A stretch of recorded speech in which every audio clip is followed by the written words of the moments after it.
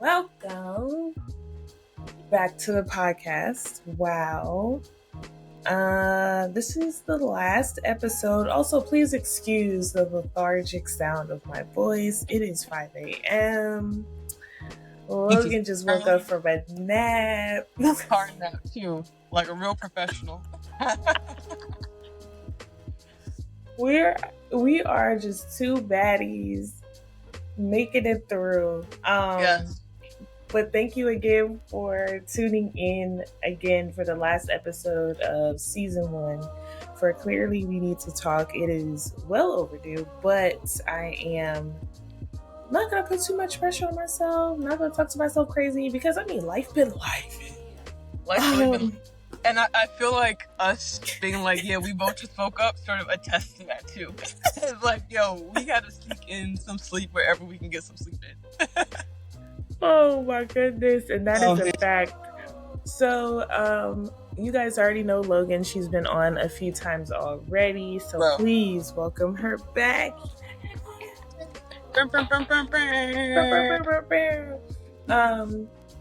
And so she's been on for, I want to say, like 3 episodes now. This is like her 4th. And then, so the topic today is a heavy hitter for the both of us, right? I think the past few have been heavy hitters, but this one right here, baby. Especially in these seasons of our lives, respectively. Yes, absolutely. So what we will be talking about today is the first daughter syndrome. And we've spoken about this before, but we really didn't dive too deep into it simply because lately it's been, I don't even know how to describe it. It just seems as if a lot of the effects of being the first daughter have been popping up for us, and we've been making like connections and having those full circle moments when it comes to our experience in life. So, pretty much what we're going to touch on is just how it's affected our ambition and drive when it comes to our careers, how it's affected our egos and pride as independent women, how that adds to it. Oof, that's gonna be a doozy. Yeah. Is there like a DSM definition of first daughter syndrome? That's a great question. So the other 2 talking points are growth spurts and the pains we've been experiencing, and then the transparency in relation to our FDS, how we've just been, I'm calling it FDS like it actually is a syndrome. It's like in the DSM. It's got to be in there. Yo.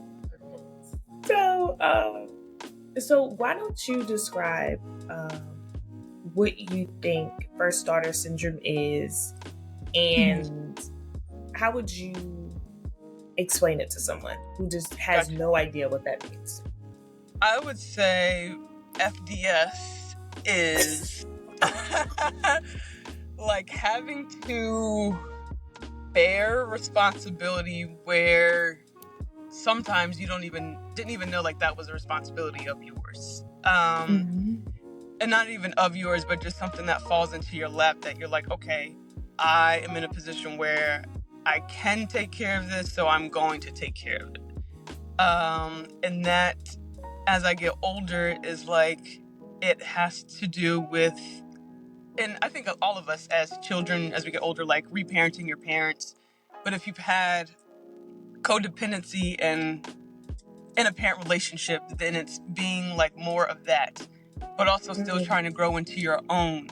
And then if you have younger siblings, it's like trying to help coax them along and be like an example that they need and be there for them. And I think the intersectionality of like also being a Black woman in this world is like having to be, twice as good to get half as much as, what they have, is like all of these things, wearing all of these hats, having my hands in all these buckets, but it's like at the end of the day, like who has me? Like who can I go to when I need help or when I'm struggling? Like That's I am the person that people go to. And it's like, man, you know, I feel so much better after I talk to you. But it's like, yeah, you just dumped all your stuff on me and didn't even ask like how I felt. Like, all right, cool, whatever. But you just deal with it. Like you carry the burden and you wear a smile on your face. You know, you strap it to your back and you keep going until unfortunately like you can't go anymore. And then I feel like you're at the position where we're at now where we're burnt out. Oh man, let me tell you, you hit pretty much every point. And one thing I wanted to highlight is a lot of people who deal with first daughter syndrome don't go to anybody for a lot of the issues that they are experiencing, especially as a Black woman. Come on now. We are conditioned. I don't want to say we're taught, but we're kind of conditioned to be better, like twice as good, and to just keep moving and grooving and keep pushing through. And if you need help, like, I guess you could ask for it, but why would you do that if you could just do it all by yourself? You just do it by yourself, like, duh. Like, yeah. But it's like, no. So it's not necessarily as if we're always choosing to be independent and do everything on our own. It's just that's just the conditioning that we've been given over years and years and years, or like decades at this point. It's very difficult. Yes. And you know, everybody's coming to us with their stuff. Like I literally just had a situation today. And although I'm very grateful that this person came to me and they spoke to me about what it is that they've been going through, but it's almost as if the first daughters of every family just have this magnet where it's just like, hey, and it's like, okay, I don't got the capacity for that right now. Yes. But it's like we still take it on. Like, you know what I mean? Like, when it comes to us, I can't speak for anybody else, right? Yeah.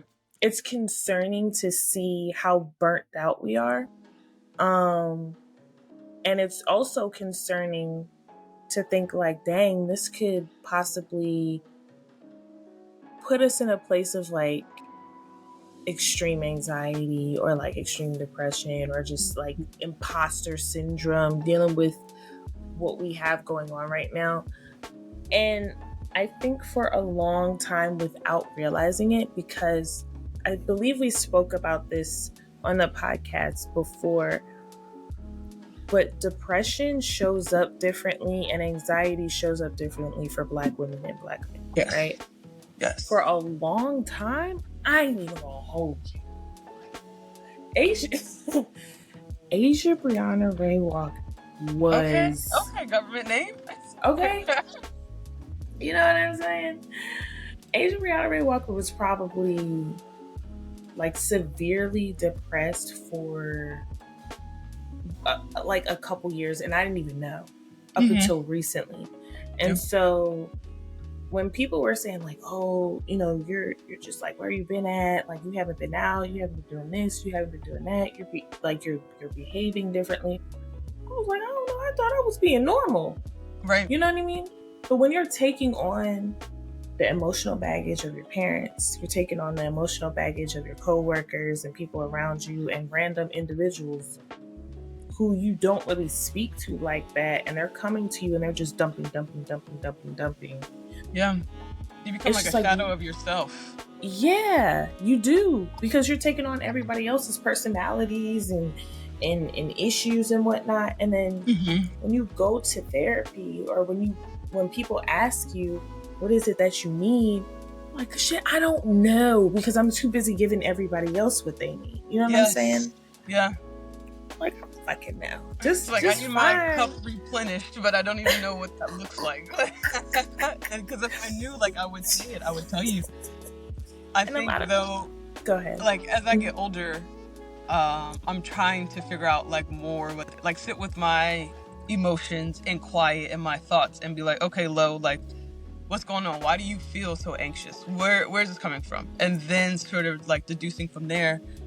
But again, that's me being there for me. That's not like me being able to go to somebody and being like, girl, I mean, I can go to you and be like, yo, like, I've been so overwhelmed, this, and that. But that's first order to first order. Like, it, you know, it's still the same thing in a sense. Yeah.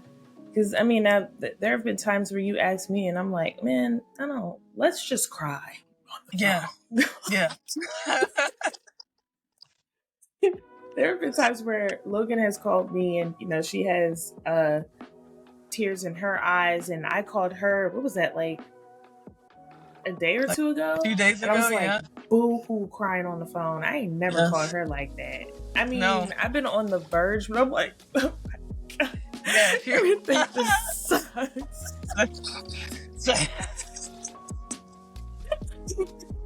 I'm like, I'm about to crash out. I swear, I'm about to crash out. It was one of those days.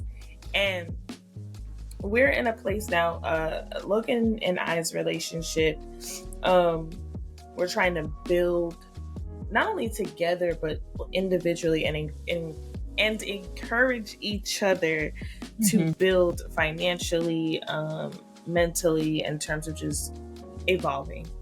Yep.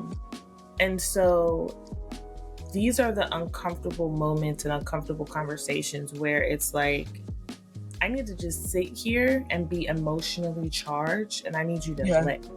You know what I'm saying? Like, naturally women can do that because we're just emotional beings. Yes. We just have a lot. But it takes a woman who has first daughter syndrome and who understands that particular area of life to just comfort me. I'm like, I just need you to understand that this is just something where you have to be an only daughter and you have to be the first daughter. I don't think people understand that. It's so interesting. Like a unspoken language sort of thing, or like a code. Like, you know, when you see another black person on the street, you do a nod or a little something like that. It's the same thing with first daughters. Like, hey sis, I see you. I see you out here. It's like, thank you so much, because I thought I was by myself. I really did. And you're making it. You're making do with what we got. I do want to ask, how do you think we have displayed, I guess, issues with our ego and pride when it comes to first daughter syndrome? And I think we touched on it a little bit by not knowing how to ask for help, but what do you think?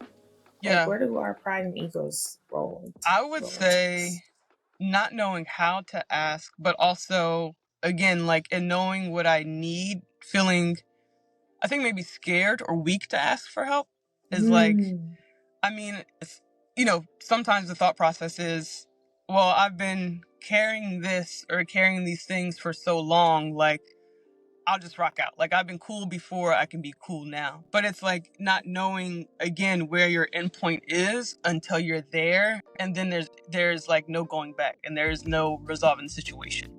So now it's like, if I am feeling like overwhelmed or starting to feel these feelings, it's like, let me call Asia real quick and just like sort of vent a little bit. Let me call, you know, my other besties and be like, hey, I just need you to listen. That's it. Like, you know, I don't need any advice, but I just need to let this go and let it be. And I feel like I can confide in most, again, it's crazy, is like other women who are strong, quote unquote, and have, you know, independency and all that sort of stuff as well, because they also relate. I can't go to like my older brother and be like, yo, bro, like, this is how I'm feeling. And he'll be like, okay, like, okay. Yeah, because, they don't it's not that he doesn't care. It's just, it's a different experience for him. Because I'm sure because you only have one brother, right? Yeah. It's Nicholas, a different experience for him. You know what I mean? Like, he's probably like, well, this is how I feel. And it's like, you know, I didn't ask you for all that. Yeah, right. I mean, okay, we can go tit for tat if you want. Like, but that's not what I need right now. You know, what I need is a shoulder to cry on, an ear to listen, and someone just to be like, hey, I feel you, I hear you, I see you. Let me know if you need anything else. And Yeah. that's what it is. But Yeah. it is breaking down those walls and like, okay, letting people in and being like, that is more helpful than just trying to do everything independently. Man, let me tell you, breaking down those walls has been a real task for me. Not only because I've had to be, it's so crazy how someone from my past, he told me, it was like, you were always the type of individual that displayed a certain level of maturity, even when we were in middle school and high school. Yeah. Right. And I was like, oh shit, okay. Like, you know, maybe that's why a lot of people didn't really fuck with me like that. I always thought I was the weird one.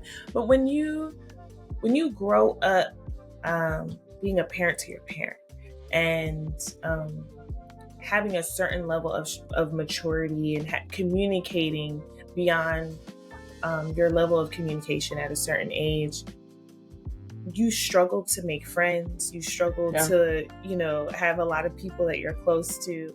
Not because you're not a great individual, but it's just some people feel uncomfortable around that. And it's okay, you know, but there were these guards that started getting built over the years where I'm like, okay, there's a lot of people out here who don't enjoy being around me because I shine a light on the truth. And I'm like, shine a light on them, okay? Okay. Play the song. Cue the song, producer. For real. And I wasn't afraid to ask questions. I wasn't afraid to tell people where they were doing wrong. And I wasn't afraid to sit there and think, okay, well, am I doing something wrong? If so, let me know. Let's have a conversation about it. And that's not saying that I'm a perfect individual, but it's like, that's just who I was. So I started building guards to protect me from, I guess, just everyone. And so I didn't realize that I was blocking people out from assisting or helping. I'm like, no, I got it. And I'm drowning behind these guards. Yeah. You know, people are trying to reach down and help me when I do ask for help, but the guard is too high. Like, it's almost like a wall. Yeah. And now that I think about it, it kind of reminds me of when I think I was like 6 years old and I was on a camping trip. No, it wasn't a camping trip. It was a trip to Six Flags or Dorney Park or something like that. And I was a part of French communications camp. So much fun. It was a great camp. And so shout out to French communications. Love that camp, man. Thanks, Mr. Lee and Miss Rebecca. It was such a great time.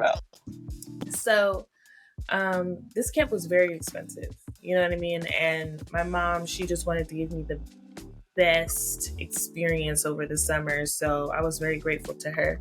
So we went to Dorney Park or Six Flags, whichever one. And back then, you know, wave pools were like a really big thing. I don't know. Yes. Yeah, wave pools were like the shit. Wait, you know did you have a bad experience with the wave pool? Because I did too. Wait, are we talking about, you're talking about like the one where it like mimics the wave and you're on like a boogie board or something?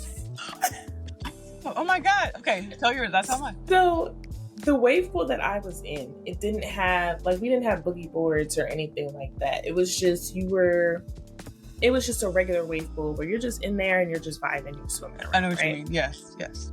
But so, because Asia Ray likes to risk it a lot. She's like, fuck it, we going. And I'm gonna just go where everybody else is going, even though I don't know how to swim like that. You know what I'm saying? Pictures on at Dorney Park. I mean, hey. Child. So, you know, there's lifeguards around. I'm like, you know, God forbid anything happens, I'm gonna get saved. So I'm swimming out, and I think I realize I'm in too deep, and I'm like, oh, you know, you said, where's the ground? I need help. So I swim off to the side, and I'm holding on to like one of those metal handles, I guess. I don't know what it was for, I guess to help the lifeguards, whatever. And I'm screaming at the lifeguard who's standing right above me. I'll never forget it. So there's a lifeguard standing right above me, but I'm so small because I'm like 7 years old. And I'm screaming like, help, help. And he's looking out for me this way, but he's not looking It's not directly. looking down. Yeah. Yeah. So he finally sees me, but at that point, I'm like about to let go because I'm like, dude, you're not picking up what I'm putting down. I'm right here. Hello. Literally right here. I'm literally right here. And other friends from the camp were trying to come get me, but they're small and they can't really hook me up. You know what I'm saying? So it's interesting to think about that moment into relation to where I'm here now, because so many people have asked me, Aysha, what do you need? What do you need? What do you need? What do you need? I'm like, I need this. And they're like, but you're really not saying what you need. Yeah. But it's like I am. I'm saying what I know how to say right now. Like, where, I don't know, where my capacity is, or my, like, vocabulary expands to, I guess. I'm just like, just help. Shit. You know what I mean?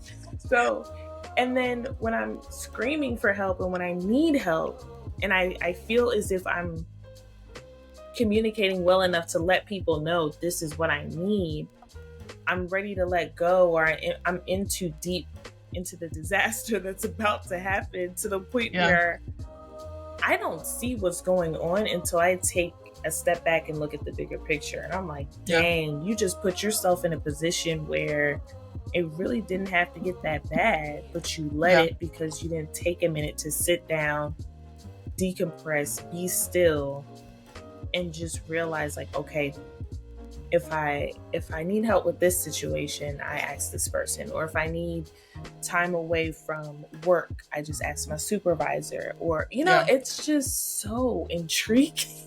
Mm-hmm. And it can be like the simplest and smallest things that do make the most incremental, like, difference for us too.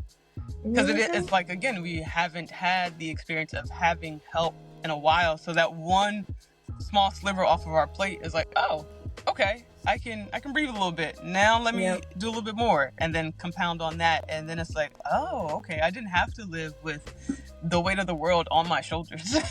Absolutely. So why don't you share your experience with the wave pool? It wasn't like that. So I was in 6th grade at Hershey Park, I think it was. And it was like one of the ones where they simulate like you are riding a wave like a surfboarder or something. A surfer, not surfboard, goodness. But like I got on the board and then immediately fell off, and then my top came off. And you're in 6th grade, so it's like going through puberty, you don't understand your body, and then you have your friends who are like you go to school with who also see your body, and it just is like, oh, I felt weird.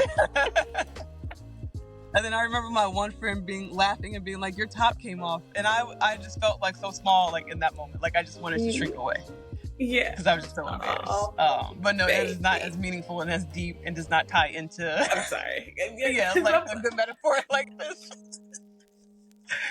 I'm always tying something together, relating it to something. But dang, that's a little uncomfortable, ain't it? Jeez and jeez. Okay, well, thank you for sharing your story. I appreciate that. I definitely wanted to tap in and ask how are we feeling right now, and what are some of the growth spurts and pains that we've been experiencing? Like, what has that been like for you? What's been going on? Right now, in this moment, I am tired. But also, like, I feel like seeing the fruits of my labor, and just like proud of myself. Having closed that deal yesterday, I think I was driving, I forget where I was driving to, but I was like, you know what? I really am doing what I say I'm going to do. Like, I do that. I put my mind to something and I do it and I get it done. And it just is like, I need to start realizing that about myself and not moving on to the next thing so much. And I think where I'm at in life is like just continuing to try to give myself grace and just be present and like just calm down, Lo. Please calm down. And that has helped me like grow even more, because it's like, okay, I like I can recognize what I need is, okay, I know I need rest, or I know I need to just read or be, immersed in God's word, or be around family, be around friends, and doing those things and taking that time for myself. And something I got from my cousin's wife, because it's so good at like texting me when I am like at my end and being like, hey, just was thinking about you. And I'm like, wow, you are like really good at that. And she was like, you can only do so much. You're only one person. Don't stress yourself out with the cares of others. Like, just with prayer and petition, give it all to God and let him handle it. Like, it's his plan. And he has a will and a way for everyone and everything. So let him have the will and the way. Don't insert myself. And so that has kind of just been like ringing in my mind, especially with like family things right now. Is like, my mom comes to me about stuff. My sister comes to me about stuff. My dad doesn't, but I know he has things that he needs to address and resolve. And so that like worries me as well. But again, it's just like, I can only do so much. I'm only one person. So, I'll listen to what you guys are saying. I'll digest it. And I'll button it up into a nice little prayer for God so that he can handle it.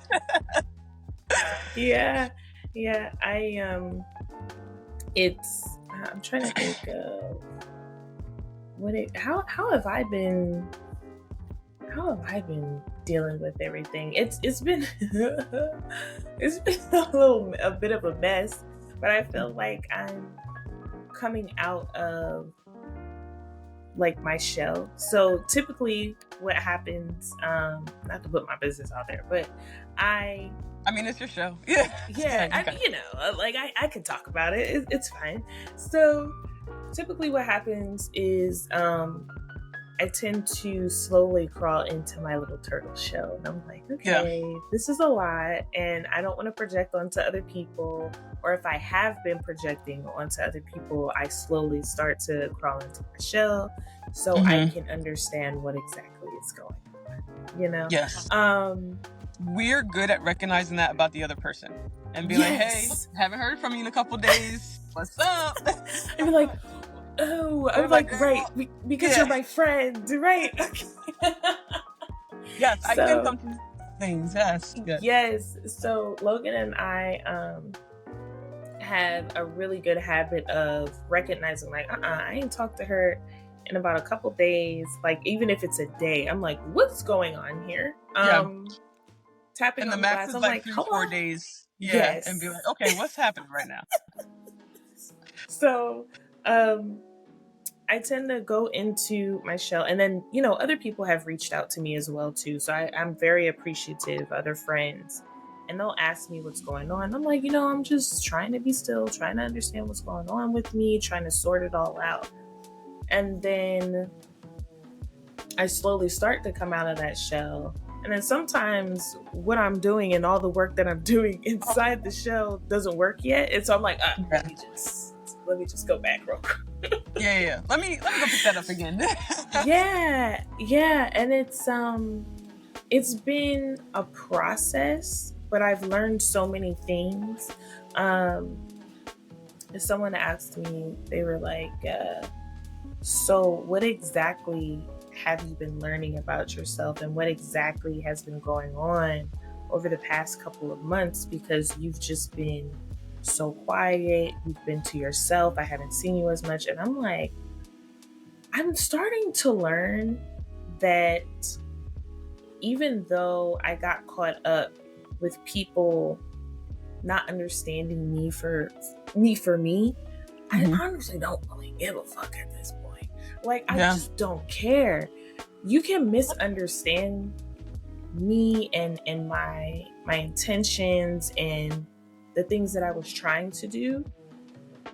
And you can also criticize me for that. You can ostracize me for that. You can call me, all the names in the book. You know what I'm saying? But this is who I am. Yeah. The people who recognize my spirit and who recognize who I'm becoming and who I am in the moment truly get it. I mean, I've Yeah. had people say to me, like, I literally just became very close with someone. Shout out to Nicole. She's dope. Hey, Nicole. Hey, Nicole. Happy retirement, girl. So she Hey, just okay. retired. Um, we became very close, and we had a moment where we're just having a heart to heart. And she's like, your spirit is so pure. Your spirit is so kind and loving. And she spoke so much life to me in that moment. And I'm getting teary eyed. I'm crying. I'm like, bro, you don't even understand. Like, I'm in a different phase of life. So I'm okay with crying. I don't care in front of who. I'm going to cry. I'm going to cry. If I'm not going to hold my tears back. I'm going to let it out. Yes. I'm not going to hold my tears back because it makes you uncomfortable. You could just say, oh, I'm not really about that. And I'm going to be like, it's okay. I get it. And I'm going to just call somebody else, Yeah. So crying, not really caring about what people say, think, or how I make them uncomfortable. If they can't have a conversation with me, if they can't have a sit down, it is what it is, and just letting things happen as they may. I used to have... That's very valid, yeah. Control. That's first daughter. That's FDS, bro. Because it's like we have to rein everything in. Like, we got to keep this person over here together and this person over there and this down here. We have to control everything. Yes. And I've been learning to relinquish control and let things be. And to your point of like, letting out emotions is, I felt like at a point, like I didn't have a voice, or like my voice wasn't heard. But now that I am more vocal in different situations and different settings, I don't even care if what I say, like you said, offends someone or, rubs them the wrong way. Right. At least I'm keeping the peace within myself. Absolutely. I think for so often I was a people pleaser and still am, but, trying to get out of that. It's like as I need to keep the peace with myself, because at the end of the day, like, I'm the one sleeping with my own thoughts. I am the one that has to take care of me. Like, that sort of thing. Yeah, absolutely. And it's natural for us to want to have control, because so many things are put onto our plate where it's like, oh, dang, I got to keep everything on the plate. And it's just, the plate is full. It's overflowing, yeah. And it's overflowing. The buffet line keep going. And as much as I love to eat, trust me, yes. I do. So we're trying to, scrape everything back on the plate with a spoon or a fork or whatever we're choosing, like whatever utensil we have at the moment. And it's literally impossible to keep all of these things on the plate. But at this point, I'm like, whatever spills off the plate is going to spill off the plate. That goes with people. That goes with opportunities that weren't meant for me. That goes for like just other issues that I've been dealing with.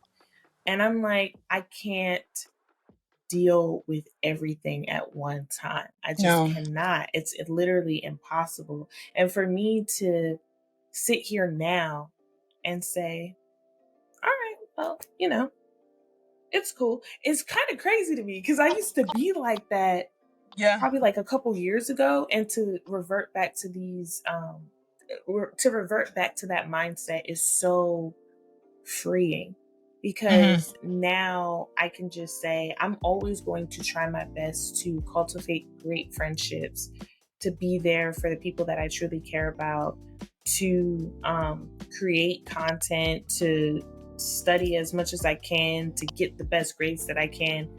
But if something doesn't work out, or if God says, not right now, okay. Yeah. Like it is. Rejection is just redirection. That's it. Yeah. So I definitely will say I'm in a different headspace where I'm just like, all right, like, you good, I'm good. We really don't have to do too much in terms of like friendships or whatever. Not too much. I have the people who see me and who truly care. And I'm grateful for that. I mean, when I sincerely say I am grateful for the people who have sat down and had conversations with me, oh my gosh, they do not understand. They don't get it. Because I was just struggling. I'm like, it's like a whole identity crisis going on. It does feel like that, because I feel like it's sort of like a shedding of a skin. Like, you know how Megan Thee Stallion, like, she, after all of those things that have happened, she came out with the album, was it Cobra or something, or Tis, whatever it was. Yeah, like, it was me shedding, you know, the old me, the me that was depressed, that didn't know myself, that, you know, was dealing with all these traumas and things. And now coming out of that is like a relearning of habits and processes, and, you know, whether that's mental, physical, whatever, it is like a pruning process that we are going through. And unlearning, you know, the strong, independent ways, and now being like, okay, it feels better to me to be soft. It feels better to me to let people in and to be vulnerable and just continue down that route and not have to do everything alone. Like, we aren't supposed to be beings that are alone and do things alone. We need community. We need people around us that love us and support us, and vice versa too. Yeah. And it's crazy. I was just having this conversation with my aunt. She's 95. So talk about like living through all sorts of stuff and just having wisdom and things like that. And we were talking about my job, and she asked me if the people that I work with, it's funny the way she said it. She was like, do they like you? And I was like, yes, they like me. I was like, even the people that I like manage and that work underneath me, they like me. They say, you know, I go to bat for them and I have their back. And so they do the same thing for me too.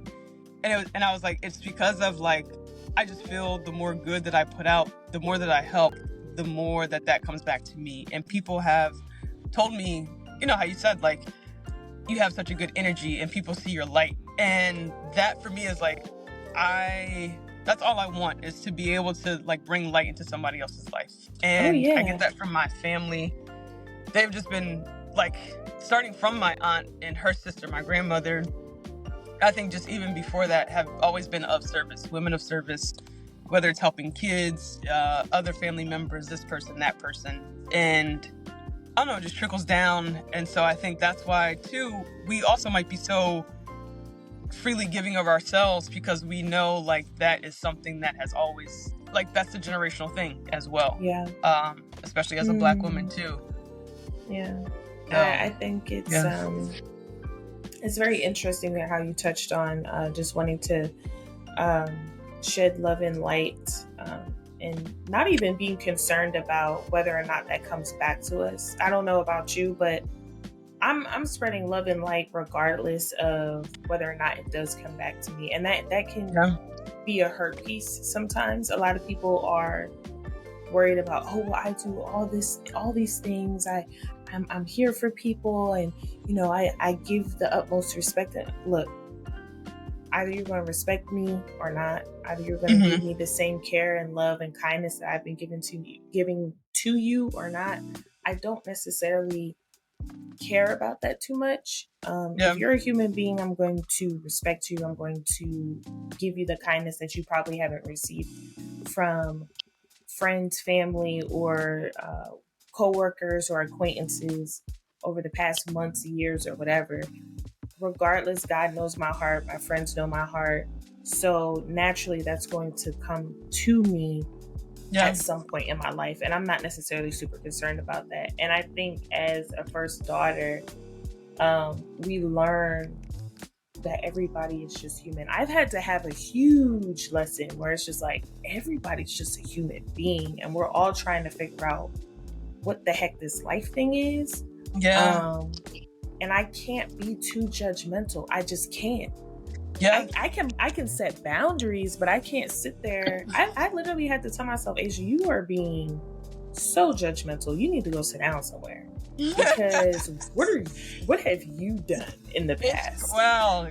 Crazy you say that, because in church on Sunday, pastor was talking about, you know, how you need to love, like, it's in the Bible to love one another. And he brought up like all of the scriptures, all the ways, not even all of them, but 50 plus ways in the Bible where it says love one another, be of service, do this, do that.